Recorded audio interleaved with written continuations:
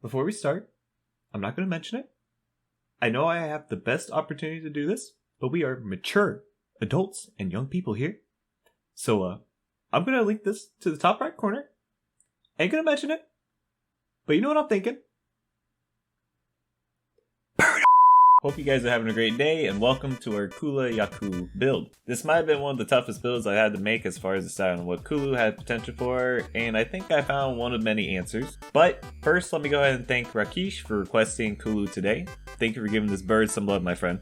Now that all of that is out of the way, it's time for the bird to shine. Alright, I'm just gonna come out and say it. Kulu doesn't have the best stats we've seen yet.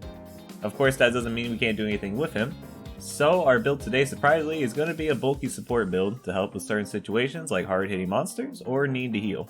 We'll be using Iron Wall XL and All Res Boost XL to, of course, give us more bulk so that we can live longer or tank stuff easier. We also are rocking Might XL simply to do more damage while he's out, Soul Kinship XL to gather more kinship gauge so we can do more skills faster, and a Health Buff XL just to give us more HP, as always. Moving on to Big Bird's other genes, we'll be starting with Soothing Gene S, which can be found on Optimops. For the small price of 36 kinship gauge, you'll be able to heal anybody currently in the battle a large margin of health with Soothing Voice. Since with Soul Kinship, we can get more to easily use this skill. It heals about 350 plus HP, which is great if you're running low on max and ancient potions. Next up, we have Overpowered Gene XL, found on good old Kushala. Gives a high chance to moderately lower all elemental attack and defense for all enemies for 3 turns. This is great in case you have extra kinship and don't need to heal. You can simply lower your enemy and let your team do more damage or take less. It costs 40 kinship gauge, so don't get greedy or trigger happy with it unless you're super sure. For our attacking moves, we are using Gravios Gene M, which can be found on Gravios of course. This gives us the skill Killer Tackle, which is a good non-Ellie power type move that does medium damage to one enemy for 20 kinship. It also has a high chance to crit. And our other skill is Vengeful Attack, also known as Last Stand Gene S. This will be found on Paolamus and Nersillas.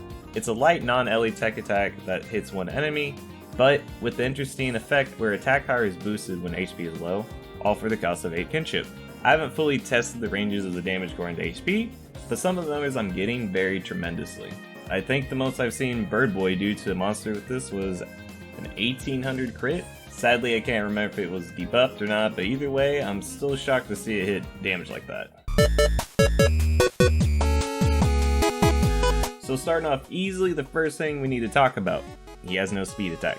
With this build, I felt like he would be more of a great pivot to switch in or out instead of staying in the whole time. I know, I love making builds that don't rely on other monsters, I'm sorry, but I wanted to try something different.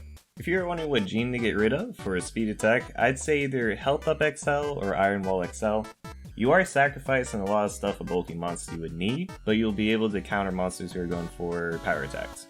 You can also switch out Vengeful Attack for 1000 Blades to have a stronger attack and a chance to bleed. You can even throw an Inflict Rate Up XL with it somewhere to have a higher chance for bleed as well.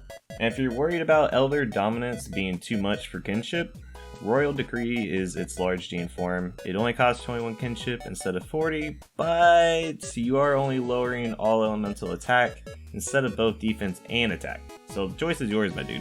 And with that is the end of our Bird Up Bulky Boys build.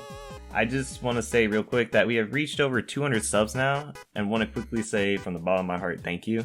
Seeing your guys' comments and ideas really brighten my day and keeps me motivated.